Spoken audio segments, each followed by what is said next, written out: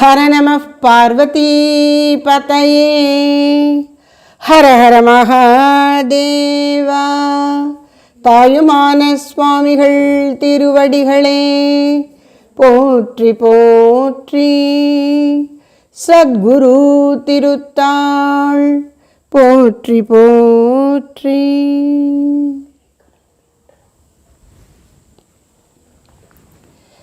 சிவாய நம ஓம் சிவாய நமக சிவாய நம ஓம் நம சிவாய.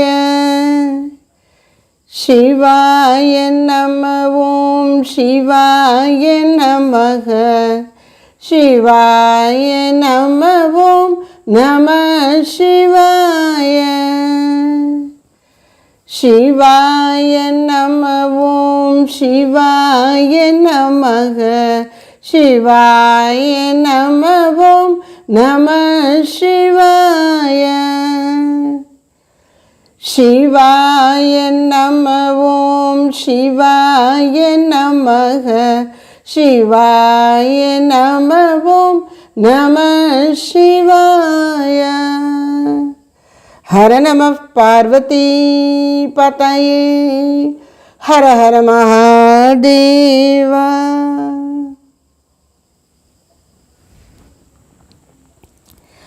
அன்னையின் அருளாலே இந்த இணையவழி சற்சங்கத்தின் வாயிலாக உங்கள் அனைவரோடும் தொடர்பு கொள்வதிலே மிகுந்த மகிழ்ச்சி அடைகின்றேன். நாம் அரிய அருள் நிலையில் திகழ்ந்தவரான ஸ்ரீ தாயுமான சுவாமிகளுடைய பாடல்களிலே ஒப்பற்ற ஒரு பெரிய பாடல் தொகுப்பான உடல் பொய்யுறவு என்ற பாடல் தொகுப்பிலே 16வது பாடலுக்கு விளக்கம் பார்த்துள்ளோம். இந்த 16வது பாடலிலே ஒரு முக்கியமான தத்துவத்தை அழகாக வைத்துள்ளார் ஸ்ரீ தாயுமான சுவாமிகள்.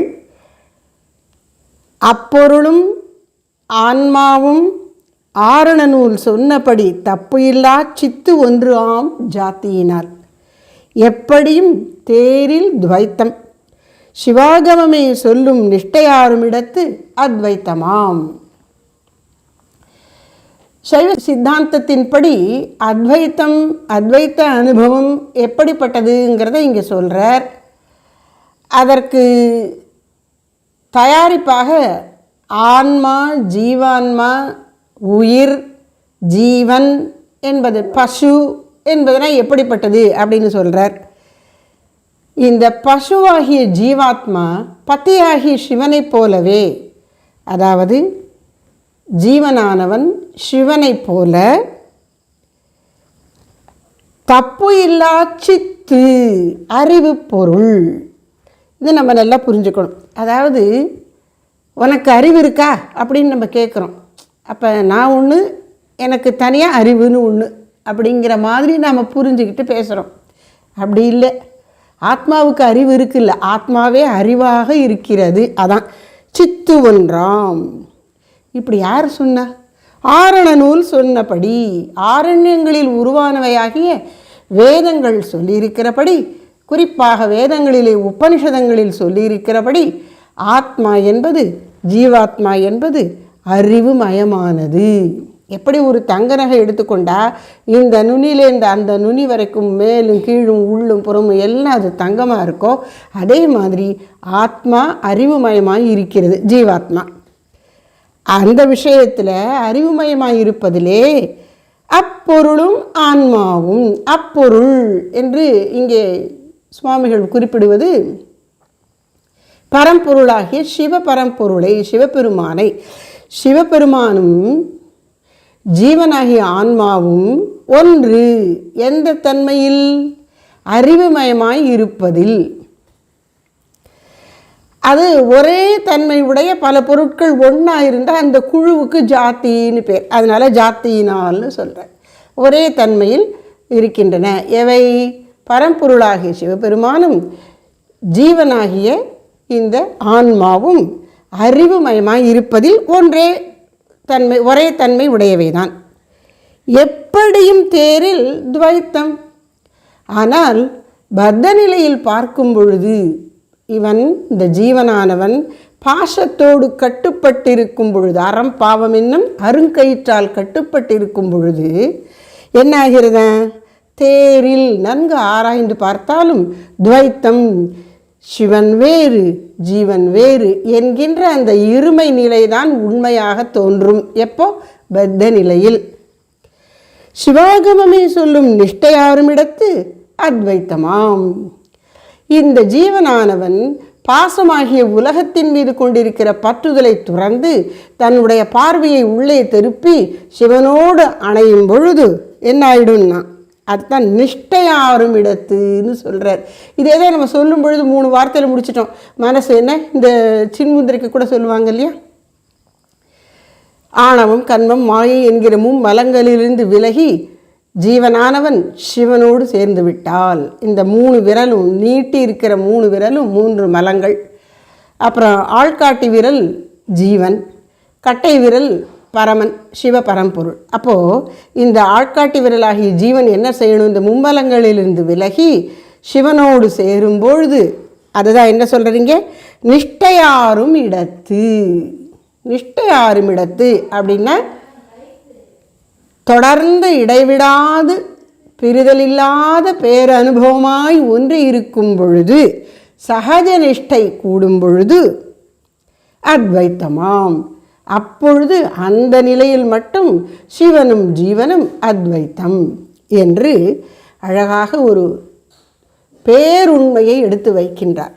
இப்போ 17வது பாடலிலே இவ்வளவு பெரிய விஷயத்தை புரிந்து ஏற்றுக்கொண்டு தன்னுடைய சுவானுபூத்தியாக, ஸ்வ அனுபூதி, தன்னுடைய சொந்த அனுபவமாக ஆக்கி கொள்ளுவதற்கு ஜீவனுக்கு ஒரு பக்குவம் வேணுமே, தகுதி வேணுமே. அப்படி இல்லைன்னா என்ன ஆகிடும் அப்படிங்கிறத இங்கே சொல்கிறார். என்ன? 17வது பாடல் பார்ப்போம். வேதம் முதலாய் விளங்கும் சிவவடிவு ஆம் போத நிலையில் பொருந்தாமல் ஏதம் மிகு மோகாதி அல்லலிலே மூழ்கினையே நெஞ்சே இத்தேகாதி மெய்யோ தெளி. என்ன சொல்கிறார்? மனசை கூப்பிட்டு பேசுகிற மாதிரி நம்ம அடிக்கடி பார்க்குறோம் இல்லையா. ஒன்று உலக மக்களை நேரடியாக கூப்பிட்டு மக்கள்கிட்டையே பேசுவார், நம்மிடமெல்லாம் சொல்கிற மாதிரி இருக்கும். சில சமயங்களில் தன்னுடைய நெஞ்சோடு பேசுவது போல நமக்கு சொல்ல வேண்டியதை சொல்லிவிடுவார். சில சமயங்களில் இறைவனையே அழைத்து பேசுவார். இப்போது நெஞ்சோடு பேசுகின்றார், நெஞ்சோடு கிளத்தல் அப்படின்னு இதை சொல்லுவாங்க. என்ன சொல்கிறார்? நெஞ்சே, அதை கூப்பிட்டு பேசுகிறார். என்ன சொல்கிறார்? வேதம் முதலாய் விளங்கும் சிவ வடிவாம் போத நிலையில் பொருந்தாமல். ஒரு காரியத்தை நீ செய்யணும், ஆனால் நீ அதை செய்ய மாட்டேங்கிற நெஞ்ச சொல்கிற.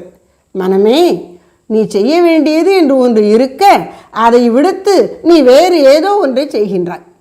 அதுதான் உங்கள்கிட்ட இருக்கிற பிரச்சனை.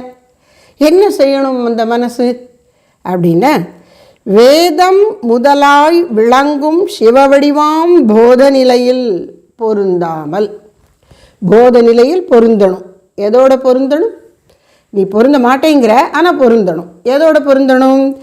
போத நிலையில் பொருந்தணும். என்ன போத நிலை? போதம் அப்படின்னா அறிவு, உணர்வு, சைத்தன்யம், சித், பிரஜை, அவேர்னஸ், கான்ஷியஸ்னஸ். இதுதான் அறிவு வடிவாயிருக்கிறது ஆத்மாங்கிறதுக்கு இன்னொரு பெயர் போத நிலை. போத நிலையில் பொருந்தாமல் மனமே, நீ இந்த புற உலகில் திரிவதை விடுத்து உள்ளே திரும்பி அகத்திலே சொரூபத்திலே ஆண்டவனோடு சிவபரம்பொருளோடு பொருந்தி இருக்காமல், அவனோடு ஒன்று இருக்காமல். அவன் எப்படி இருக்கிறான்? சிவ வடிவாம் போத நிலை. போன தடவை என்ன சொன்னார்? தப்பு இல்லா சித்து ஒன்று ஆம் அப்படின்னு சித்துன்னு சொன்னார். அதாவது இந்த சைவ சித்தாந்தத்தில் என்ன சொல்கிறாங்க அப்படின்னா, ஜீவன் எப்படி இருக்கிறான்னா சித்துப்பொருள் தான், அறிவு தான், அவன் அறிவு மயமாக இருக்கிறான். ஏதோ அவனுக்கு கொஞ்சம் அறிவு இருக்குது அப்படிங்கிற மாதிரி இல்லை, அவனே அறிவு வடிவாக இருக்கான். ஆனால் அவனுடைய ஒரு இயல்பு என்ன அப்படின்னா, சார்ந்ததின் வண்ணம் ஆபவன். எது கூட யார் கூட இருக்கானோ அவங்கள மாதிரி ஆயிடுவானா. சில பேருக்கு அப்படி சுயமாக நிற்க முடியாது, சொந்த காலில் நிற்க முடியாது, அப்படி ஒரு முதுகெலும்பு அப்படி அவங்களுக்கு உறுதியாக இருக்காது. அப்போது யார் கூட பேசுகிறாங்களோ பழகுறாங்களோ அவங்க சொல்கிற கருத்தெல்லாம் தன் கருத்து போல் பேச ஆரம்பிச்சிருவாங்க. அது ஒரு பலவீனம் இல்லையா? ஸ்வயமாக இருக்க முடியலையே. அந்த மாதிரி இந்த ஜீவன் இருக்கான். அது என்ன செய்கிறது? 3 பேர் இருக்காங்க. அதில் நடுவில் இந்த ஜீவன் இருக்கார். இந்த பக்கம் சிவபெருமான் இருக்கிறார், இந்த பக்கம் உலகம் இருக்கிறது. இது என்ன பண்ணிடுது? போத வடிவாம் சிவனோடு பொருந்தாமல் என்ன பண்ணிடுது? இந்த பக்கம் போய் உலகத்தோடு சேர்ந்து விடுகிறது இந்த ஜீவனாகிய பொருள். அதனால் அதுக்கு என்ன சொல்கிறாங்கன்னா, இது அறிவு வடிவானது தான். எது? ஆன்மா, உயிர், ஜீவாத்மாவானது அறிவு வடிவானது தான். ஆனால் அது சார்ந்ததின் வண்ணமாக இருப்பதால் சித்தப்பொருளாகிய இந்த ஆத்மாவானது அச்சித்தாகிய அறிவற்ற ஜடமாகிய இந்த உடலோடு சேர்ந்து உலகத்தோடு சேர்ந்து இதுவும் ஜடம் போல தன்னுடைய அனுபவங்களை எல்லாம் பெற்றுக்கொண்டு அதுதான் உண்மை என்று நினைத்து கொண்டிருக்கிறது. போதுமா?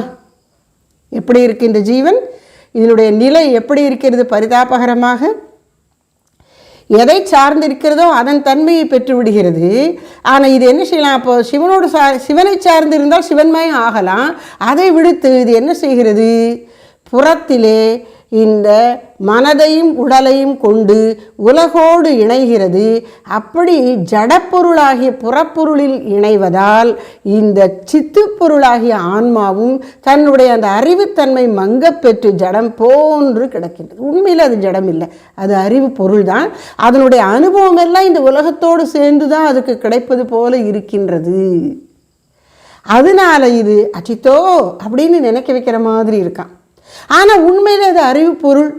அது நினைச்சா, ஏன்னா அதுக்கு உலகத்தை அறிய முடிகிறது. விரும்பினால் பக்குவம் வரும்பொழுது அது இறைவனை சிவபெருமானை அறிய முடிகிறது. அப்போ அது அந்த அறிவு உள்நோக்கி திரும்பி சிவபரம்பொருளை நாடும் பொழுது அந்த சிவமயம் ஆகின்றது. அப்போ அது என்ன ஆயிடுது? முழு சித்தா இருக்குது. இங்கே ஜடத்தோடு சேருகிறது. விலகி உலகிலிருந்து விலகி உள்ளே திரும்பி இறைவனோடு இணைந்து நிற்குங்காலை இந்த ஜீவனானவன் சிவமயம் ஆகின்றான். சித்தமலம் அறிவித்து சிவம் ஆக்கி என்னை ஆண்ட தன். அப்போ இந்த ஜீவனானவன் சிவனோடு இணைவதற்கு அந்த சிவபரம்பொருளே அருள் புரிந்து அவனை ஈர்த்து இழுத்து தன்பால் வைக்கணும். ஈர்த்தென்னை ஆட்கொண்ட எந்தை பெருமானே. அப்படி இந்த பக்கமும் போகுது, அந்த பக்கமும் போகுது. அதுக்கு ஒரு ஒரு உதாரணம் சொல்லுவாங்க நம்முடைய சாஸ்திரங்களில்.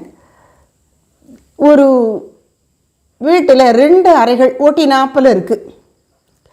இந்த அறைகளுடைய வெளிச்சுவர் நல்ல உயரமாக இருக்குது. நடுச்சுவர் செவத்து வரைக்கும் முட்டாமல் ஒரு 8 அடியில் நிற்குதுன்னு வச்சுப்போம். நடுச்சுவர், இந்த 2 அறையையும் பிரிக்கக்கூடிய நடுச்சுவர் கூரை வரையிலும் முட்டாமல் ஒரு 8 அடியில் நிற்குது. அப்போ நாமெல்லாம் உள்ளே இருந்தால் நாம் இருக்கிறது அடுத்த அறையில் இருக்கிறவங்களுக்கு தெரியாது. ஆனால் நடுவில் அங்கே ஒரு காற்றெல்லாம் போய்க்கலாம், நம்ம பேசுகிறது கேட்கும் வைக்கும். அந்த இடத்துல ஒரு விளக்கை வச்சுட்டாக்க அது 2 அறைக்கும் வெளிச்சம் கொடுக்கும். நடுவில் இருக்கிற விளக்கானது 2 பக்கமும் வெளிச்சம் கொடுக்கும். அதுபோல இந்த ஜீவனானவன் இப்படி திரும்பி பார்த்தா இந்த உலகத்தோடு இணைந்து விடுகிறான். இந்த பக்கம் அகத்துக்குள்ளே பார்த்தால் ஆண்டவனோடு இணையவல்லவனாய் இருக்கின்றான். அதனால் குருதேவர் சொல்லுவார், தூய மனது உள்ளே திரும்பி ஆத்மஸ்வரூபத்தில் ஒன்றுபட முயலுங்கால் ஆத்மாவை அணுக அணுக இந்த மனமானது தானே ஆன்மா ஆகிவிடுகிறது. இங்கே மனம் என்றவர் சொன்னது ஜீவாத்மாவை, ஆத்மா என்று சொன்னது பரமாத்மாவை.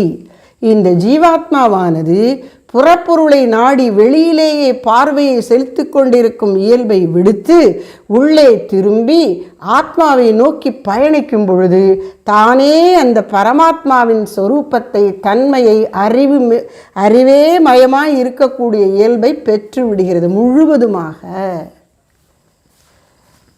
அது இப்படியும் அப்படியும் ரெண்டு பக்கமும் போகிறதா இருக்கனால அது சித் அப்படிம்பாங்க. சித் அது அறிவு. ஆனால் அறிவுமயமாக இருந்தால் அதுக்கு அறியாமையே வரக்கூடாது. இல்லை அது அச்சித்து ஜடப்பொருள்னு சொன்னால் அதுக்கு அறிவே வரக்கூடாது. இதுக்கு அறிவும் இருக்குது, அப்பப்போ இந்த மனசோடும் உலகோடும் சேர்ந்து கொண்டு அறியாமையிலும் இருக்குது. அதனால் இது சிதசித், சித் அச்சித் சிதசித். இப்படி சிதசித்தாக இருக்கக்கூடிய ஜீவனானவன் இந்த புற உலகோடு உள்ள தொடர்பை விடுத்து முற்றிலும் உள்ளே திரும்பினால் என்ன ஆயிடுறான்? பூரண சித்தாக ஆகிவிடுகிறான். அது எப்போ முடியும் அப்படின்னா, ஈர்த்தன்னை ஆட்கொண்டன்னு சொன்னோம் இல்லையா, அது ஈர்க்கணும். எது? அந்த பரம்பொருள், அந்த அறிவே வடிவான ஆத்மா, ஆனந்தமயமான பரமாத்மா, சிவபரம்பொருள் இந்த ஜீவனை ஈர்க்கணும். ஆனால் ஜீவனை ஈர்க்கணும்னா அது எப்படி இருக்கணும்? குருதேவர் அழகாக சொல்கிறார். ஒரு ஊசி, அந்த ஊசி காந்தத்தினால் இழுக்கப்படக்கூடியது தான். ஆனால் அந்த காந்தத்தை மண் மூடியிருந்தால், அது பக்கத்திலேயே காந்தம் இருந்தாலும் அந்த காந்தத்தினால் ஈர்க்க இழுக்க கவரப்படாது. காரணம், மண் அந்த காந்தத்தின் ஈர்ப்பு சக்திக்கு தடையாக நிற்கிறது. அதுபோல இந்த பாசமாகிய ஜட உலகம், அது இந்த ஜீவன் மீது செலுத்துகிற ஆதிக்கம், அது பத்த நிலையிலே, பந்தப்பட்டிருக்கின்ற நிலையிலே வெகு வலுவாக இருப்பதனாலே சிவபெருமான் கணந்தோறும் நம்மை ஈர்த்து கொண்டிருந்தாலும் நாம் இங்குதான் திரும்பி உலகை பார்க்கின்றோம். அதை உண்மை என்று நினைத்து கொண்டு, அதைத்தான் இங்கே சொல்றார், பொருந்தாமல். எதில் பொருந்தாமல்? போத நிலையில் பொருந்தாமல், அறிவே மயமாய் இருக்கின்ற, சின்மாத்திரமாய் இருக்கின்ற, சித்கனமாய் இருக்கின்ற அறிவு பொருளாகிய பிரஜை வடிவாகிய அந்த ஞான சிவஞானத்தோடு சேராமல், என்ன மேலும் அதை முன்னாடி சொல்றார் பாருங்க, சிவ வடிவாம் போத நிலை. சிவம் அப்படின்னா என்ன? சத்தியம் சிவம், சுந்தரம் சிவம் அப்படின்னா மங்களகரமானது. ஜீவனுக்கு மங்களம் தரக்கூடியது எது? மங்களம் நல்கக்கூடியது எது? இறைவன் ஒருவனே. இதில் நமக்கு ஐயமே வேண்டாம். உலகத்தில் இப்போ விவாகத்தை கல்யாணம் அப்படிங்கிறாங்க. அது ஒரு மங்களகரமான நிகழ்ச்சி, ஒரு சடங்கு, ஒரு சந்தர்ப்பம், ஒரு ஆண் பெண் அவங்களுடைய வாழ்க்கையில் ரொம்ப ஒரு முக்கியமானது அப்படின்னு உலகில் நினைக்கிறாங்க. தப்பு இல்லை. ஆனாலும் உண்மையான மங்களம் எங்கே இருக்குது?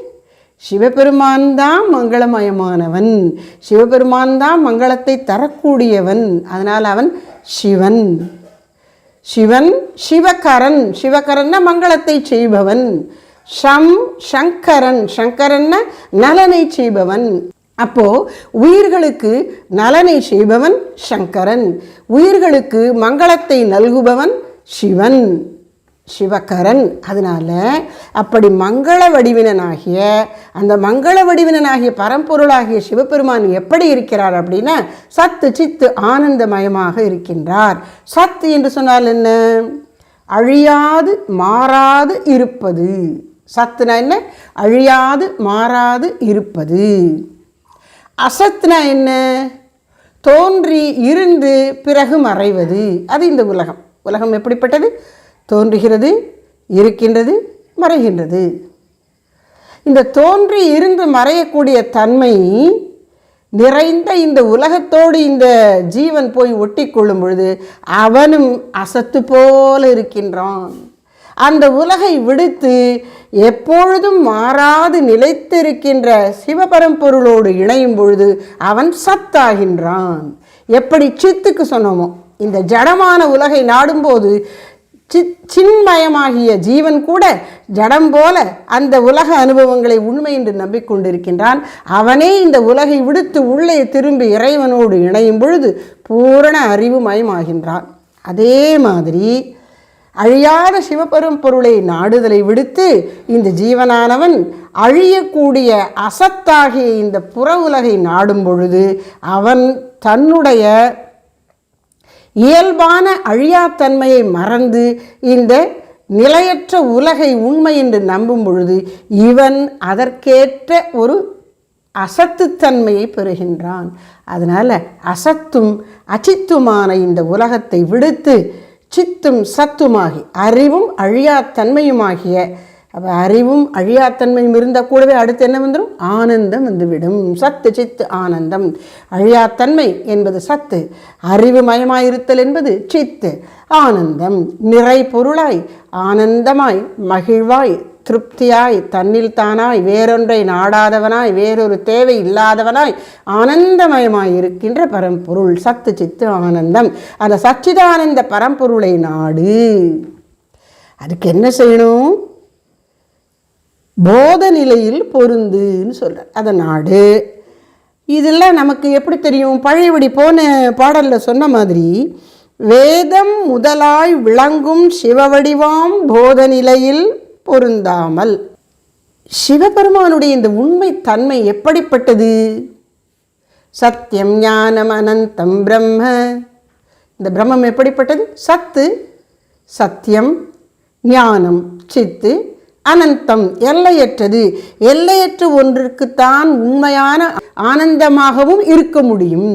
எல்லைக்கு உட்பட்ட ஒன்றினால் மனம் திருப்தியுறாது, பிறகு வேறொன்றை நாடும். அப்போ அந்த பொருள், எல்லைக்கு உட்பட்ட பொருள் கிடைக்கும் பொழுது வரக்கூடிய மகிழ்ச்சி நிலையானதாகவோ நீடித்ததாகவோ இருக்காது. அதனால அனந்தம் என்றால் எல்லையற்றது, அதுவே ஆனந்தமயமானது. எல்லையற்றதாய் இருப்பதால் அது ஆனந்தமயமாகவும் இருக்கின்றது. சத்தியம் ஞானம் அனந்தம் பிரம்ம. பிரம்மம் என்கின்ற அந்த பெரிய பொருளானது எப்படிப்பட்டது? அழியா பொருள் சத்தியம், ஞானம் அறிவே வடிவானது, அனந்தம் எல்லையற்றது, எனவே ஆனந்தமயமாய் நிறை பொருளாய் இருப்பது. அப்படிப்பட்ட பொருள் சிவ வடிவு அப்படின்னு என்ன அர்த்தம்? சிவஸ்வரூபம். ஸ்வரூபம் எப்படிப்பட்டது? பிரம்மத்தினுடைய ஸ்வரூபம் எப்படிப்பட்டது? இதைத்தான் நம்ம சிந்திக்கணும். சுவாமி விவேகானந்தர் சொல்கிறார், உனக்கு நான் அகம் பிரம்மாஸ்மிங்கிறது அனுபவத்தில் வருகிறத வரலையோ அது வரைக்கும் நீ ஏன் அதை விடணும்? நீ அதை சொல்லிக்கொண்டே இரு, உன் மனசுக்கு நினைவுபடுத்தி கொண்டே இரு அப்படிங்கிற. ஓம் நான் சச்சிதானந்த பரம்பொருளோடு ஒன்றுபட்டவன், அதற்கு புறம்பானவன் அல்லன். அச்சம் கவலை எனக்கு ஏது? இந்த உடல் அழியும் தன்மையது, இந்த மனம் மாறி அமைவது, மாறிக்கொண்டே இருப்பது. ஒரு நேரம் இருந்த எண்ணம் இருக்கிறதுல இந்த மனம் மாறி அமைவது. நான் அழியும் இந்த உடலும் அல்ல, மாறி அமையும் மனதும் அல்ல. இவை இரண்டுக்கும் அப்பாற்பட்ட அழிவில்லாத மாறுதலில்லாத ஆன்மா. இதை சொல்லிட்டே இரு, திரும்ப திரும்ப நினைவுபடுத்த. அதாவது நம்முடைய மனசனுடைய முழு பகுதியும் இந்த உணர்வை ஏற்றுக்கொள்ளணும். இப்போ நமக்கு தெரிகிறது, அறிவுபூர்வமாக ஏதோ கொஞ்சம் புரிகிறது, நான் இந்த உடலல்ல மனமல்ல ஆன்மா. சிவ வடிவு என்கின்ற சிவஸ்வரூபத்தை பிரம்மஸ்வரூபத்தை நீ நாடி உள் திரும்பு. அப்படி செய்யாமல் உலகை பார்க்காதே. உலகை பார்க்க பார்க்க உனக்கு நிம்மதி போகும். அதனால் உயிராகி உன்னுடைய கடமை என்னன்னா உள்ள திரும்பி அவனை பாரு. எதை பார்க்கணும்னா சிவ வடிவாம் போத நிலையில் பொருந்துக. அப்படி பொருந்தி சேர்ந்து இருப்பதற்கு இடையூறாக இருக்கக்கூடிய மனம் புத்தி அகங்காரம் சித்தம் ஆகியவற்றில் இந்த மும்மலங்களின் சேர்க்கையால் வரக்கூடிய உலக நாட்டம் தடையாக இருக்குது. அந்த உலக நாட்டத்தை விட்டொழி. அதை விடுவதற்கு விவேக வைராகியத்தை கை கொள்ளுக. அப்படி விவேக வைராகியம் குருதேவர் சொல்கிறார், பின்னாடி வரும்போது பார்ப்போம். விவேக வைராகியத்தை கை கொண்டு உறுதியாக நீ உள்ளே சென்று சிவ பரம்பொருளோடு ஒன்றித்திரு. சிவ வடிவாம் போத நிலையில் பொருந்துக. நாம் என்ன செய்யணும்? சிவ வடிவாம் போத நிலையில் பொருந்தணும். இதுவும் நமக்கு எப்படி தெரியும்? சிவபெருமானுடைய உண்மை வடிவம் நிஜஸ்வரூபம் எப்படிப்பட்டது என்று நமக்கு தெரியும். யார் சொல்லி தெரியும் அப்படின்னா, வேதம் முதலாய் விளங்கும் சிவ வடிவாம் போத நிலை.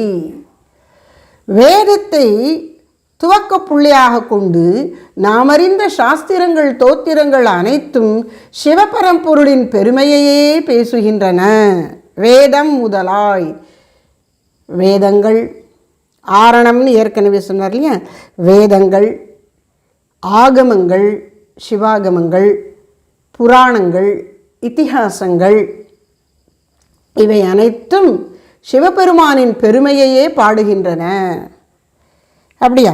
இதிகாசத்தில் சிவபெருமான் பெருமை பாடியிருக்கா? எங்கே இருக்குது அப்படின்னா, மகாபாரதத்தை எடுத்துக்கோங்களேன். கடைசியில் கூட என்ன, அந்த குருக்ஷேத்திர போர் எல்லாம் முடிஞ்சாச்சு, பீஷ்மர் இன்னும் அம்பு படுக்கையில் இருக்கிறார். அப்போது ஸ்ரீகிருஷ்ண பகவான் பாண்டவர்கள் 5 பேரையும் அழைத்து கொண்டு பீஷ்ம பிதாமகரிடம் வருகிறார். அப்போ பல விஷயங்களை அவர் எடுத்து சொல்கிறார்.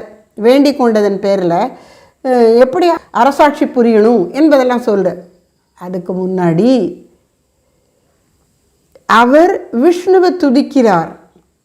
தன் முன்னால் ஸ்ரீகிருஷ்ணனாக நின்று கொண்டிருக்கும் பரம்பொருளை விஷ்ணு வடிவிலே துதிக்கின்றார். அவர் என்ன பண்ணுறார்? சிவபெருமானை துதிக்கின்றார். சிவசகஸ்ரநாமம் நமக்கு அப்படி தான் கிடைச்சது. எங்கே? குருக்ஷேத்திர பூமியிலே பீஷ்ம பிதாமகரின் முன்னால் பாண்டவர்கள் கேட்கும்படியாக சிவ மகிமையை எடுத்து சொல்லுகிறார். யாரு? ஸ்ரீகிருஷ்ண பகவானே. அப்போ அர்ஜுனனுக்கு சொன்னது தத்துவ விளக்கமாக அமைந்திருக்கின்ற சாஸ்திரமாகிய பகவத்கீதை. ஐவருக்கும் சொன்னது சிவபெருமானை தோத்தரிக்கின்ற, வணங்குகின்ற, துதித்து பாடுகின்ற சிவசகஸ்ரநாமம். ரெண்டுமே ஸ்ரீகிருஷ்ணர் திருவாய் மலர்ந்து அருளியது.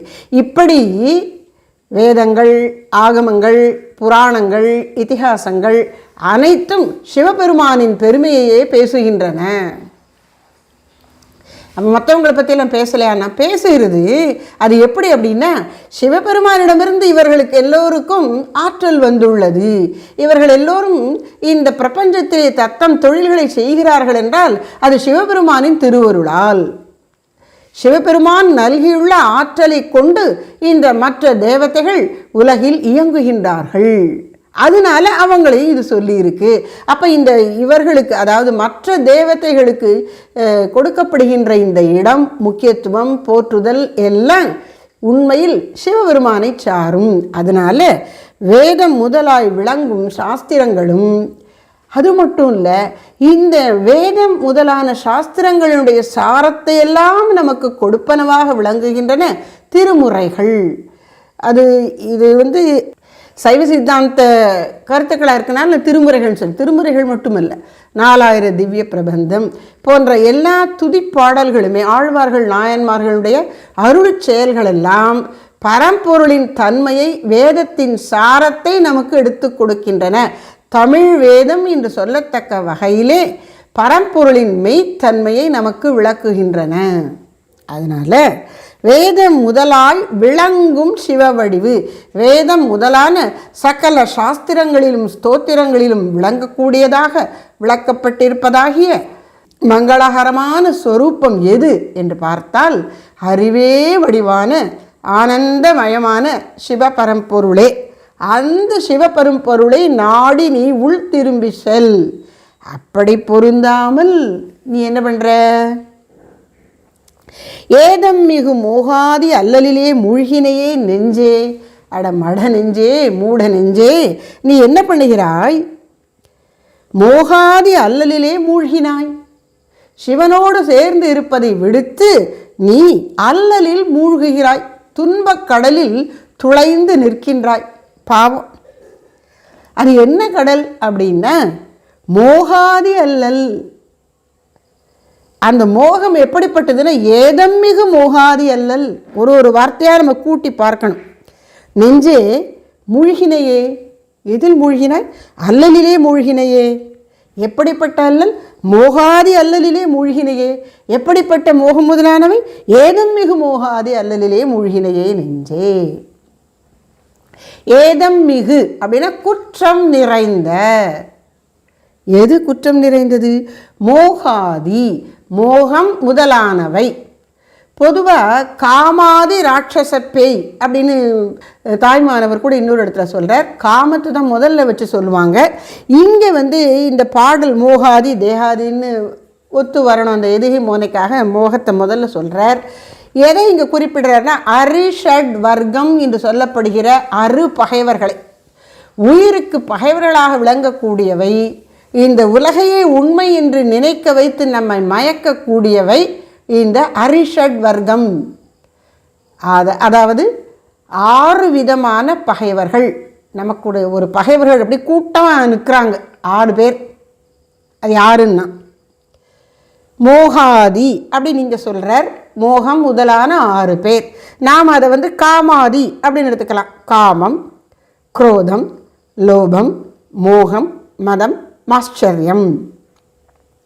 ஆசை, சினம், காமம், குரோதம், லோபம் அதாவது கஞ்சத்தனம், கருமித்தனம், சுயநலம், தனக்கே வேண்டும் என்ற விருப்பம், லோபம். மோகம், மயக்கம், குழப்பம், தெளிவின்மை, விவேகமின்மை. மதம் அல்லது ஆணவம். அப்புறம் மாச்சரியம்னா பொறாமை. இந்த 6ம் தான் ஜீவனை இந்த உலகத்தோடு கட்டி போட்டு, சரி உலகத்தோடு உண்மையை புரிய வைக்கிறதான புரிய வைக்காது, அது மறைத்து உண்மையை உணரவிடாது செய்துவிடும். இந்த 6ம் என்னென்ன 6? காமம் முதலான 6. இந்த காமம் முதலானவை எப்படி நம்ம உள்ளத்தில் வடிவெடுக்கின்றனன்னு இந்த உளவியலை ரொம்ப அழகாக சுட்டி காட்டுகிறார் ஸ்ரீகிருஷ்ண பகவான் பகவத்கீதையில் 2வது அத்தியாயத்தில். தியாயதோ விஷயான் பும்சஹ சங்கஸ்தேஷு உபஜாயதே சங்காத் சஞ்சாயதே காமஹ காமாத் க்ரோதோபிஜாயதே க்ரோதாத் பவதி சம்மோகஹ சம்மோகாத் ஸ்மிருதி விப்ரமஹ ஸ்மிருதி பிரம்சாத் புத்திநாசஹ புத்திநாசாத் பிரணஷ்யதி.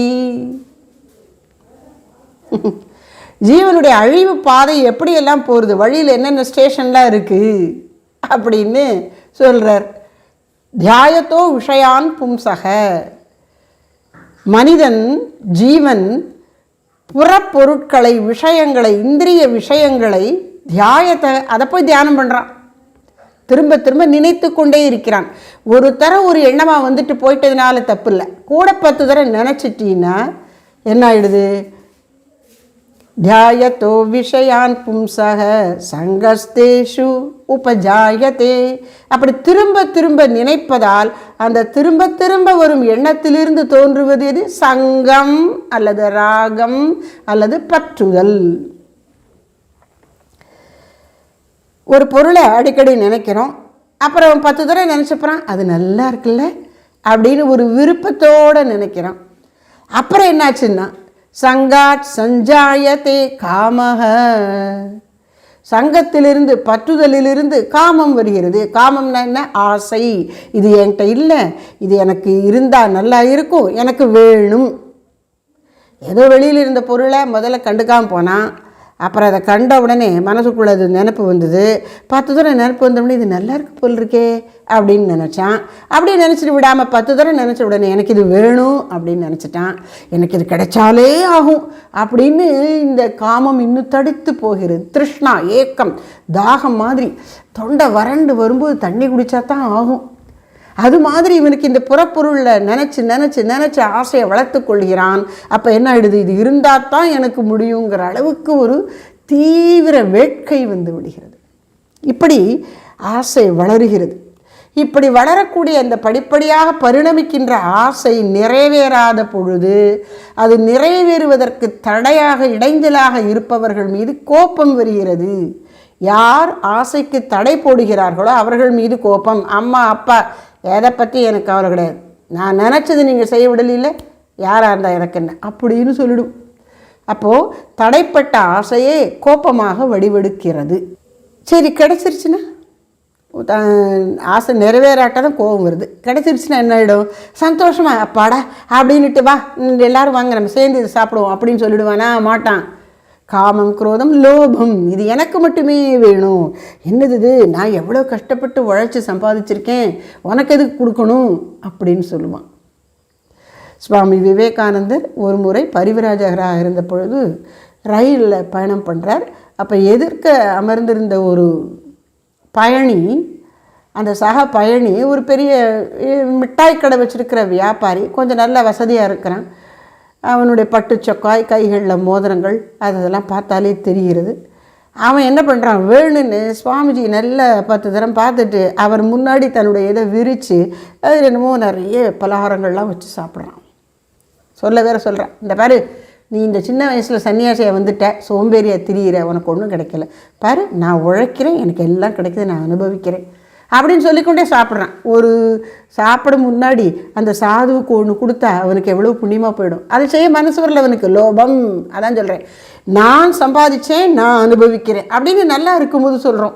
ஆனால் துன்பப்படும் பொழுது ஐயோ என்ன கர்மம் பண்ணினேனோ தெரியலையே, அனுபவிக்கிறேனேன்னு அப்படி தலையில் அடிச்சுக்கிற மாதிரி வந்துடும். நான் செய்கிறேன் என்கின்ற அகங்காரம் நான் அனுபவிக்கிறேன் என்கின்ற துயரமாகவும் வரும். அதனால் அது எப்படி வடிவெடுக்கிறது? லோபம். எனக்கு மட்டுமே வேண்டும், நான் கஷ்டப்பட்டு சம்பாதித்ததை நான் மட்டும் அனுபவிப்பேன், உனக்கு கொடுக்க மாட்டேன் என்கிற மனநிலை அப்படி சுருங்கி போய்விடுகிறது. யாரோடும் பகிர்ந்து கொள்ள தயாராக இல்லாத மனநிலை, அதுக்கு பேர் என்ன சொல்கிறாங்க? லோபம், கருமித்தனம். காம குரோத லோப மோகம், அதைத்தான் இங்கே முதல்ல போட்டார். 4வதாகிய மோகத்தை இங்கே முதல்ல போட்டு மோகாதி அல்லல்னர். மோகம், மோகம்ங்கிறது என்ன? மயக்கம், குழப்பம். இப்போது காமம், குரோதம், லோபம், மதம், மாச்சரியம் இதெல்லாம் உணர்ச்சிகளில் வரக்கூடிய எதிர்மறை நிலைகள். மோகம் என்பது அறிவில் வரக்கூடிய குழப்பம். ஒரு விஷயத்தை சரியாக உள்ளபடி புரிந்து கொள்ள முடியாமல் வரக்கூடிய குழப்பம்தான் மோகம். அது நடைமுறையில் எப்படி வடிவெடுக்கும் அப்படின்னா, ஒரு பொருளுக்கு அதற்கு இருக்கக்கூடிய உண்மை மதிப்புக்கு மேல் நிறைய மதிப்பு கொடுத்து விடுவது. கல்யாணம் ஆகி வந்திருக்கிறான், இவ்வளவு நாள் தன்னை அன்போடு வளர்த்த தாய் இப்போ அவனுக்கு இந்த மனைவியினுடைய சொல்ல கேட்டுக்கொண்டு அவள் முக்கியமாக போயிடுறா, அம்மாவை புறக்கணிக்கிறான். அப்போது அதை என்ன சொல்கிறோம்? மோகம்னு சொல்கிறோம். எங்கே ஒரு பொருளுக்கு உண்மை மதிப்பை விட கூட கொடுக்குறோமோ அங்கே நமக்கு மோகம் இருக்குதுன்னு அர்த்தம். எதற்கு கொடுக்க வேண்டிய மதிப்பை கொடுக்க தவறுகிறோமோ அங்கே மோகம் இருக்குதுன்னு அர்த்தம். அதனால் மோகம் என்பது அறிவில் வரும் குழப்பம். அப்புறம் காமம், குரோதம், லோபம், மோகம். மதம், மதம்னு சொன்னால் ஆணவம், அகங்காரம். இந்த ஆணவத்தினுடைய ஒரு பல வெளிப்பாடுகளில் ஒரு சில என்ன அப்படின்னா, ஆணவம் பிடிச்சவங்க யாரு கூடயும் சேர மாட்டாங்க, தனியாக இருந்துப்பாங்க. நான் இவங்களோடலாம் யார் சேருவா சே அப்படின்னு அதை பார்க்குற பார்வையிலேயே ஒரு மட்டமாக நினைப்பாங்க. அதான் அந்த மதம்ங்கிறது. எனக்கு எல்லாம் தெரியும், நான் நல்லா இருக்கேன், என்கிட்ட அறிவு, திறமை, அழகு, படிப்பு, செல்வம், அந்தஸ்து, ஏதோ இந்த மாதிரி உலக சம்பத்துக்கள் ஏதோ ஒன்று இருக்குது. அதை முன்னிட்டு இவனுக்கு ரொம்ப ஒரு கர்வம் தன்னை குறித்து வருது. அதுக்கு பேர் தான் மதம். ஆனால் உண்மையில் இயற்கை நமக்கு புகட்டும் பாடம் என்ன? எப்படிப்பட்டவங்களை எடுத்துக்கொண்டாலும் ஒன்றுத்துக்குமே லாய்க்கில்லாதவன் நாம் சொல்லக்கூடியவன், அவனை எடுத்தால் கூட அவனை விட கீழே ஒரு 10 பேர் இருப்பாங்க. அவனை விட மேலே ரொம்ப எல்லாம் தெரிஞ்சவன் சொல்லக்கூடிய ஒருத்தர் எடுத்தாலும் அவனை விட 10 பேர் மேலே இருப்பாங்க. புரியுதா? ரொம்ப கீழானவன், தாழ்ந்தவன் சொல்லக்கூடியவனிட தாழ்ந்தவன் யாராவது 10 பேர் எங்கேயாவது இருப்பாங்க. ரொம்ப உசந்தவன் சொல்லக்கூடியவர்களை விட உசந்தவங்க யாராவது 10 பேர் எங்கேயாவது இருப்பாங்க இயற்கையிலே. அதனால யாருமே தன்னை தான் உச்சியில் இருப்பதாக நினைத்து கொள்ளவே கூடாது. மதம்ங்கிறது என்ன? Superiority complex. தன்னை குறித்து பெருமையாக, பெருமிதமாக, உயர்வாக மதிப்பு போட்டு கொள்ளுவது லௌகீக விஷயங்களில். அது ஆணவம். அதனுடைய எதிர்மறை என்ன? Inferiority complex. எனக்கு ஒன்றுமே தெரியல, எனக்கு ஒன்றுமே முடியல, நான் ஒன்றுத்துக்கே லாய்க்கில்லை அப்படின்னு தன்னையே திட்டி வருத்தப்படுத்தி கொள்வது. அதுவும் கூடாது. நாம் இப்படி நினைக்க வேண்டாம், அப்படின்னு நினைக்க வேண்டாம். உண்மை என்ன அப்படின்னா, எனக்கு இது முடியும், என்னுடைய எல்லைகள் என்னன்னு எனக்கு தெரியணும். அப்புறம் ஏதாவது மற்றவங்களோட ஒப்பிடும் பொழுது உண்மையை புரிஞ்சு கொள்ளணும். அதுக்கு தான் இந்த சொன்னேன். என்னை விட எப்பவும் கீழே ஒரு 10 பேர் இருப்பாங்க, மேலே ஒரு 10 பேர் இருப்பாங்க. அதனால் நான் இவங்களுக்கு நான் கீழே போயிட்டேனே அப்படின்னு மேலே இருக்கிறவங்கள பார்த்து நான் வருத்தப்படவும் வேண்டாம். இவங்கள விட நான் நல்லா இருக்கேன் பாரு அப்படின்னு கீழே இருக்கிறவங்கள நினச்சி திமிரு கொள்ளவும் வேண்டாம். அப்படி இருக்கக்கூடியவன் தான் நிதானமாக இருந்து தன்னை உணர்ந்து தன்னை முன்னேற்றி கொண்டு செல்லுவான். அதனால் மதம் என்பது திமிர் அப்படிங்கிறோமே, அந்த அகங்காரம், தன்னை பெருமிதமாக அளவுக்கு அதிகமாக மதிப்பு போட்டு கொள்ளுவது. மாச்சரியம் அப்படின்னா பொறாமை. அடுத்தவர்கள் அவர்களுடைய புண்ணிய பலனாக வாழ்க்கையில் ஏதோ நல்லதெல்லாம் அனுபவிக்கிறாங்கன்னு வச்சுப்போம். அவங்களுக்கு பணம், புகழ், செல்வம் எல்லாம் வருது, பிள்ளைங்கள்லாம் நல்லா சொன்ன பேச்சை கேட்டு நல்லா இருக்காங்க, படிக்கிறாங்க, நல்ல வேலை உடனே கிடச்சிருச்சு, இப்படி எத்தனையோ வாழ்க்கையில் இருக்கு இல்லையா? அந்த நல்லதெல்லாம் அடுத்தவங்க அனுபவிக்கும்போது இதை பார்க்குறவனுக்கு பொறாமை தாங்க முடியல. அதுதான் பொறாமை அல்லது மாத்சரியம்னு சொல்கிறோம். அதுக்கு நல்ல உதாரணம் துரியோதனன். இந்த பாண்டவர்களுக்கு எத்தனை கொடுமை பண்ணினாலும் அவங்களுக்கு ஒரு நல்லது கிடச்சிக்கிட்டே இருக்குது, நமக்கு தான் கிடைக்க மாட்டேங்குது என்று அவனுக்கு ஒரு வருத்தம். யாருக்கு? துரியோதனனுக்கு. கடைசி வரைக்கும் அந்த வருத்தம் போகலை. சின்ன வயசுலேருந்து, சின்ன பையனாக இருக்கும்போதே அவனுக்கு பாருங்கள், துரியோதனன் என்ன பண்ணுறான், பீமனுடைய பலத்தை பார்த்து, 2 பேரும் ஒரு வயசு. துரியோதனன் பீமனுடைய வலிமையை பார்த்து பொறாமை இவனுக்கு. அதனால் என்ன பண்ணுறான், மாமா சகுனியோட உதவியோட அவனை காட்டு கொடிகளால் கட்டி பாம்புகள் நிறைந்த ஒரு குளத்துக்குள்ளே தள்ளி விட்டுறான். எதுக்கு? பொறாமையினால், மாத்சரியம்.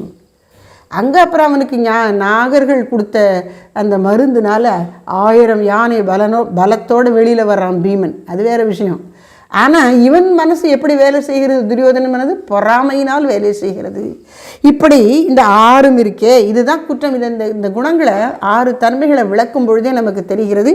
இவை ஏதம் மிகுந்தவை. ஏதம்னா கேடு நிறைந்தவை. ஏதம் மிகுந்தவைனா கேடு நிறைந்த, மோகம் முதலானவை. அவற்றுடைய விளைவு எப்படி இருக்கும்? வள்ளுவர் சொல்றார், தீயவை தீய பயத்தலால் தீயவை தீயினும் அஞ்சப்படும். தீயவை என்ன செய்யும்? அதன் விளைவு தீமையாகத்தான் இருக்கும். அதனால் நீ என்ன பண்ணணும்? நீ புத்திசாலியாக இருந்தால், ஐயோ அந்த மாதிரி காரியத்துக்கு நம்ம போகவே வேண்டாம் அப்படின்னு பயந்து ஒதுங்கிடணும். அந்த பயம் அங்கே வேண்டிய பயம். அதனால் தீயவை தீய பயத்தலால் தீயவை தீயினும் அஞ்சப்படும்.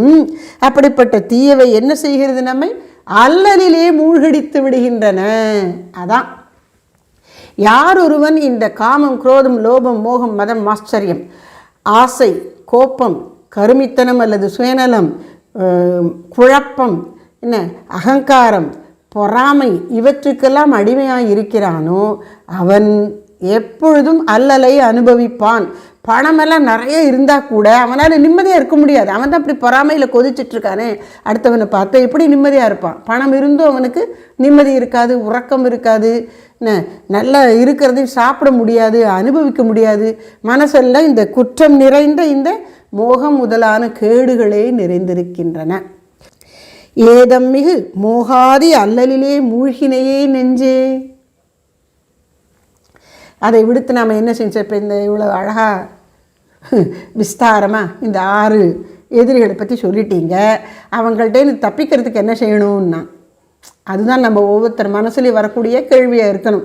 குருதேவர் சொல்கிறார், விவேகம், வைராக்கியம், பக்தி என்கின்ற மஞ்சள், நிறைய மஞ்சளை எடுத்து குழைச்சி உடம்பு முழுக்க அப்பிக்கொண்டு இந்த தண்ணியில் குதிச்சா இந்த மீன்கள்லாம் கடிக்காதான். இந்த மஞ்சள் வாசனைக்கு அது தள்ளிப்பிடுமா. அது மாதிரி நீ உன் மனதிற்குள் மூழ்கி, மனம் என்னும் கடலிலே மூழ்கி ஆன்மா என்கின்ற முத்தை, பரம்பொருள் என்கின்ற முத்தை, சிவபெருமான் என்கின்ற முத்தை எடுக்கணும்னா நீ என்ன செய்யணும்னா இந்த பக்தி, ஞானம், வைராக்கியம் என்கின்ற மஞ்சளை பூசிக்கொண்டு குதி. அப்போ இந்த மோகம், காம, குரோத, லோப, மோக, மதம், ஆச்சரியமாகிய அரிஷட் வர்க்கங்கள் உன்னை கடிக்க மாட்டா அப்படிங்கிறார். அப்போ இதுக்கு என்னதான் பல இது? பக்தியை வளர்த்துக்கொள், அப்போ அது என்ன பண்ணுறது தெரியும், எங்களுக்கு இந்த கோபம் முதல்ல அது எல்லாம் தானே இருக்குன்னா, ஆசை வேணும்னா கடவுளே எனக்கு நீ தான் வேணும், எனக்கு நீ வேணும் நீ வேணும். ஏன்னா இந்த உலக விஷயங்கள் ஆசை இருந்தால் அது கிடைச்சாலும் திருப்தி வருதில்லை, இன்னும் வேணும்னு நினைக்கிறேன். நான் உனக்கு இவ்வளவு நாமம் சொல்லியிருக்கேன், இது போராது, ஒரு நாளைக்கு 5000 தான் சொல்கிறேன், 10,000 சொல்லணும், அன்னையார் 20,000 சொல்லணும்னு சொல்லியிருக்காங்க, நான் சொல்லணும், இன்னும் நாமம் சொல்லணும். இப்படி இறைவன் மீது கொண்டிருக்கிற அன்பை பெருக்கணுமா. ஆசைங்கிறது இறைவன் மீது கொள்ளுகிற ஆசையாகட்டும். அப்படி ஒவ்வொரு குணத்தையும், கோபம்னா நான் ஏன் இப்படி இருக்கேன், இறைவனை அடைவதற்கான நல்ல குணங்கள்லாம் ஏன் என்கிட்ட இன்னும் இல்லை, ஏன் இடைஞ்சலான தப்பு குணங்கள் இருக்குது அப்படின்னு நீ கோவப்பட்டுக்கோ. இறைவன் சம்பந்தப்படுத்தி உன் கோபம் இருக்கட்டும், அப்போ அது யாருக்கும் எதுவும் கேடு பண்ணாது. இப்படி ஒவ்வொரு குணத்தையுமே இறைவனோடு இணைச்சி வச்சு நீ உள்ளத்தில் உணரணும் அப்படிங்கிறார் குருதேவர். காமம், குரோதம், லோபம் யார்ட்டையும் கொடுக்க மாட்டேன் அப்படின்னு தானே வச்சுக்கிறது லோபம்னு சொன்னால், அம்மாடி இந்த செல்வத்திலேயே மிக அரியதாகிய இறைவன் என்கிற இந்த செல்வத்தை நான் இழந்து விட மாட்டேன் அப்படின்னு கெட்டியாக பிடிச்சிக்கணும். தரமாட்டேன் அப்படின்னு குழந்தை சொல்கிற மாதிரி, இறைவா நான் உன்னை விட்டு விட மாட்டேன், இந்த உலக விஷயங்களுக்கு மயங்கி உன்னையா விடுவது அப்படின்னு நீ சொல்லி கெட்டியாக பிடிச்சிக்கோ பகவானை. காம, குரோத, லோப, மோகம். மயக்கம்னா அது அடுத்தவங்க பார்த்து கேள்வி பண்ணுறாங்களே என்ன வைக்கிறேன்னு தெரியாமல் மயங்கி இருக்கிறது மோகம்ங்கிறோம்ல, அது மாதிரி நீ பகவான்கிட்ட மயங்கிறியே, எனக்கு என்ன உலகம் என்ன வேணால் சொல்லிட்டு போட்டோம், எனக்கு நீ தான் வேணும் பகவானே, நீ எப்படி இருக்கிற, பச்சை மாமலி போல் மீனி பவளவாய் கமலச்செங்கல் அச்சுதா அமரரேரே என்று நீ இறைவனிடம் மயங்கு. சிவபெருமானை நினைக்கக்கூடிய சிவனடியார்கள் என்னென்னு சொல்கிறாங்க, குனித்த புருவமும் கோவை செவ்வாயில் குமிழ் சிரிப்பும். இப்படி நீ என்ன பண்ணுற, இந்த லோபம் என்பது இறைவனை குறித்து உனக்கு வரட்டும், மோகம் என்பது இறைவனை குறித்து வரட்டும், உலகையெல்லாம் மறந்து இறைவனிலேயே கிடக்கணும் மனசு, அப்படி வரட்டும். அகங்காரம்னா எப்படி இருக்கணும், அடுத்தவங்களை மட்டமாக நினைக்கிற அகங்காரம் இல்லை, தன்னுடைய எனக்கு இறைவன் என்கிற பெருஞ்செல்வம் கிடைத்திருக்கிறது, நான் தான் எல்லாரிலும் பெரியவன், எதனால இறைவன் கிடைத்திருக்கிறதால் பெரியவன், நான் பெரியவன் இல்லை, இறைவன்கிற செல்வம் என்கிட்ட இருக்கிறதுனால நான் பெரியவன், அதை செல்வத்தை இழந்து விட மாட்டேன் என்று நினைக்கணுமா. ஐயோ எனக்கு அந்த பெரியவர் எவ்வளோ நல்லா பக்தி பண்ணுறாரு, அவரை மாதிரி நான் இல்லையே அப்படின்னு நீ பொறாமை கொள்ளு.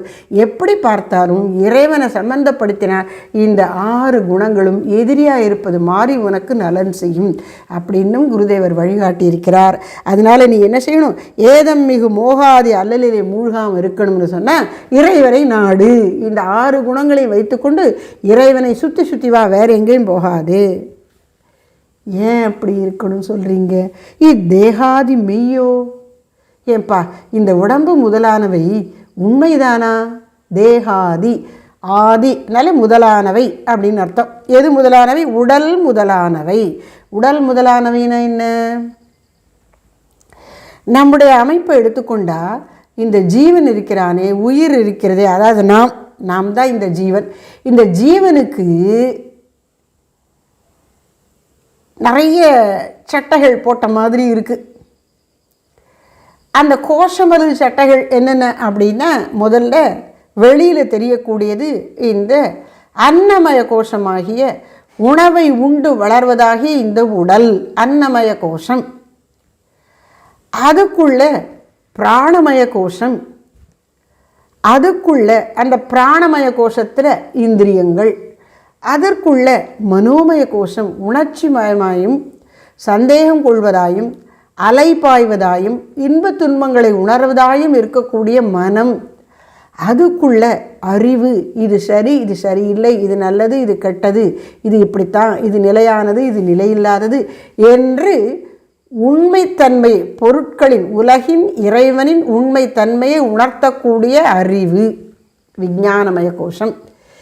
இதுக்கெல்லாம் அப்பால் அறியாமையில் ஆண்டவனுக்கு சமீபத்தில் ஆனால் அறியாமையில் கடவுள்கிட்ட இருக்கேன் அப்படின்னு தெரியாமல் கடவுள்கிட்ட இருந்து உலகத்தை மறந்து சந்தோஷமாக இருக்கக்கூடியது, அது ஆனந்தமய கோஷம்.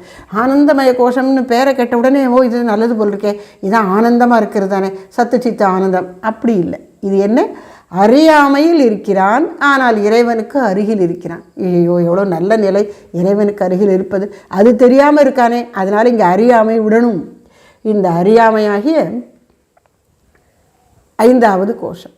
இந்த 5 கோஷங்களை தான் தேகாதி அப்படிங்கிற உடம்பு முதலான, இந்த உடல் முதலான, ஸ்தூல உடல் முதலான, பரு உடல் முதலான இந்த 5ம் மெய்யோ, இவை உண்மையானவையோ அப்படின்னு என்ன அர்த்தம்? உண்மையானவை அல்ல. இந்த உடல் முதலானவை சத்திய வஸ்து அல்ல. பின்ன எதுதான் சத்திய வஸ்து? இவை இந்த 5 கோஷங்களுக்குள்ளும் உள்ளுக்குள்ள ரொம்ப பத்திரமாக உட்கார்ந்து கொண்டிருக்கின்ற இறைவன்தான் மெய்ப்பொருள். இதெல்லாம் மெய்யல்ல. இந்த பாடல் தொகுப்பை எப்படி ஆரம்பித்தார்? உடல் பொய்யுறவு ஆயின் உண்மை உறவு ஆகக் கடவார் யார், அப்படி தானே ஆரம்பித்தார். உடல் பொய்யுறவு, அதைத்தான் இங்கே திரும்ப சொல்கிறார். தேகாதி மெய்யோ, உடல் முதலானவை உண்மை பொருளாமோ ஆக மாட்டா. தெளி, இதை நன்றாக நீ யோசித்து பார்த்து தெளிந்து அறிந்து கொள். இப்படி மெய்ப்பொருள் எது, பொய்ப்பொருள் எது, நிலையான பொருள் எது, நிலையில்லாத பொருள் எது என்று ஆராய்ந்து அறியக்கூடிய அறிவின் திறத்திற்கு பெயர் விவேகம். விவேகம்னா எப்படி இருக்கணும் அப்படின்னு சொல்கிறாங்க.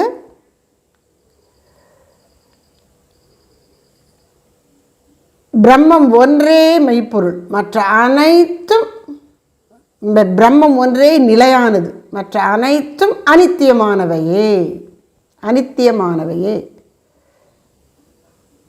பிரம்மம் ஏக வஸ்து நித்தியம், தத் வத்திரிக்தம் சர்வம் அனித்தியம். பிரம்மம் என்கின்ற அந்த ஒரு பொருள் தாயா நித்தியமானது, என்றும் இருப்பது, ஒரே படித்தாய் மாறாது நிலைத்து என்றும் இருப்பதுன்னு சொன்ன அந்த சிவபரம்பொருள் தான்.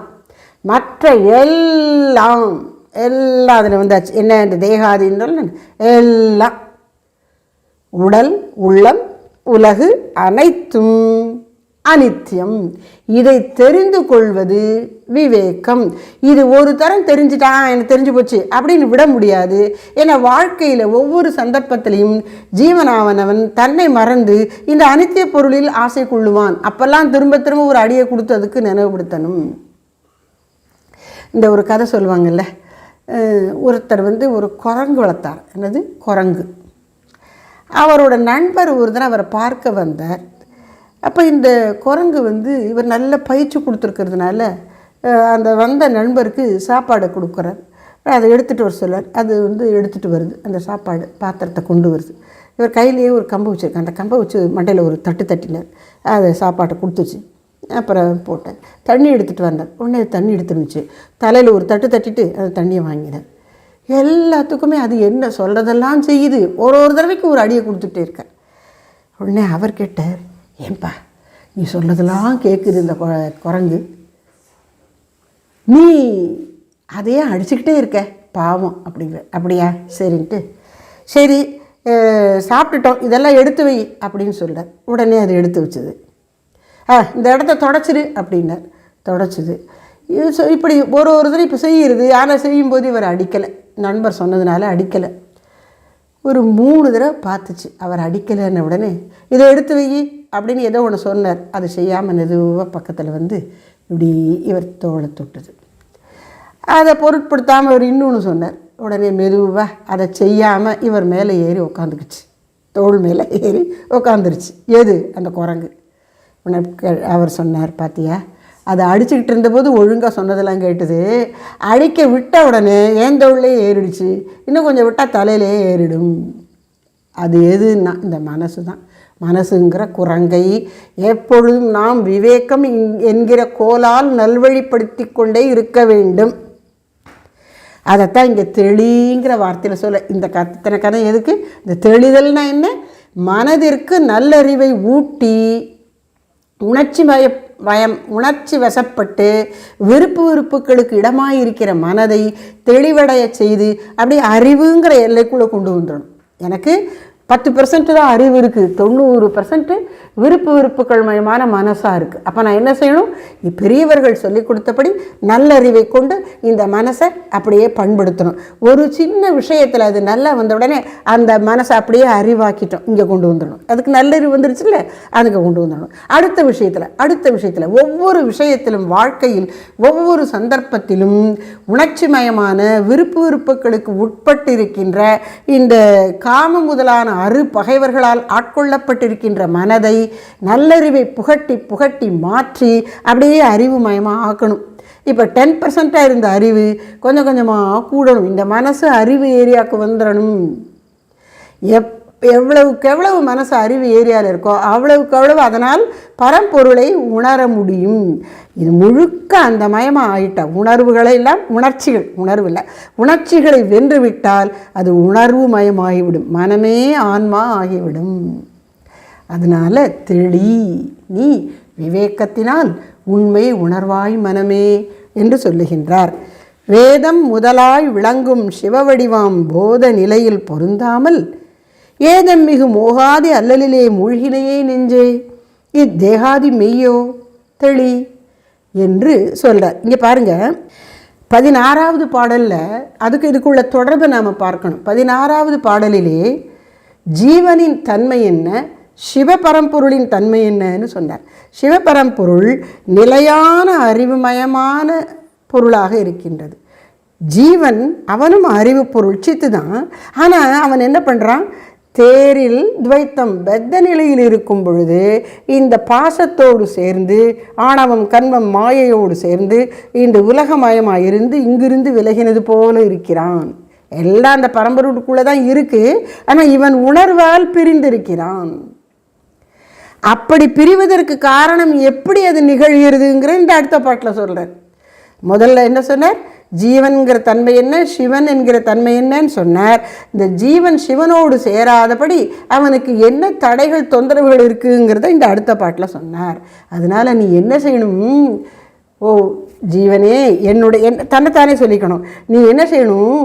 நம்ம சிவபரம்பொருள்கிட்ட போய் நம்ம சேர்ந்துப்போம், வா, நீ இந்த பக்கம் பார்க்காது, இப்படி வா அப்படின்னு அப்படி குழந்தைய ஏமாற்றி கூட்டிகிட்டு வர மாதிரி இந்த உலகத்தை பார்க்காம இப்படி கூட்டிகிட்டு வந்துடணுமா.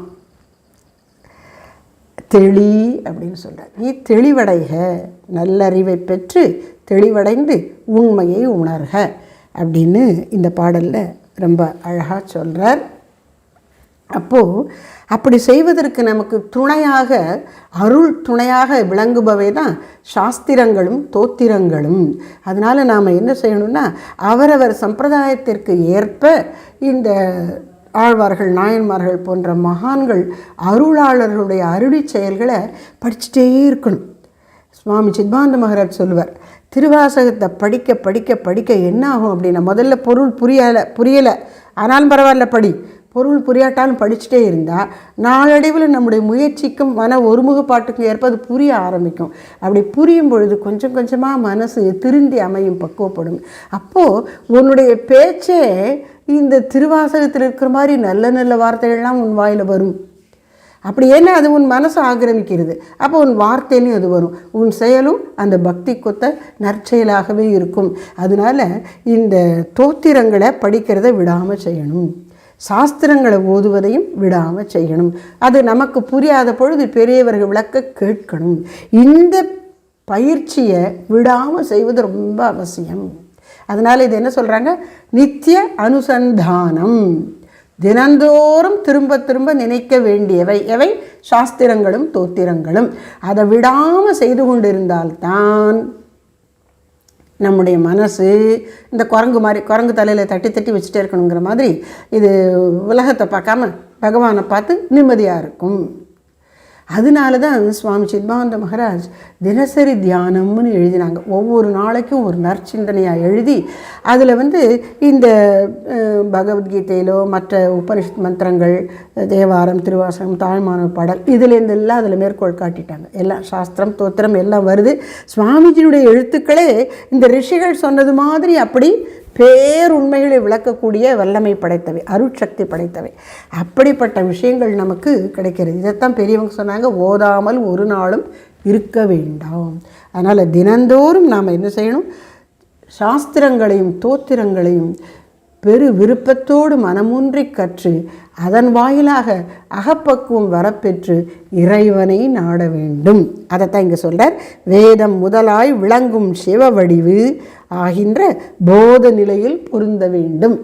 அப்படி பொருந்தாமல் ஏதம் மிகு மோகாதி அல்லலிலே மூழ்கினையே நெஞ்சே, இத்தேகாதி மெய்யோ, நீ எதிர் இந்த தேகத்தை உண்மை நினச்சி கொண்டு இந்த உலக விஷயங்களை நாடிக்கொண்டிருக்கிறியே, நீ இதை ஆராய்ச்சி பண்ணி பார்க்க மாட்டியா? இது என்ன இந்த உடம்பும் உலகமும் உண்மையா என்ன? உண்மை பொருளாகிய இறைவனை விட்டு எதுக்கு நீ இங்கே போகிற அப்படின்னு மனசுக்கு இடித்துரைப்பது போல இந்த பாடலை அமைத்துள்ளார் ஸ்ரீ தாயுமான சுவாமிகள்.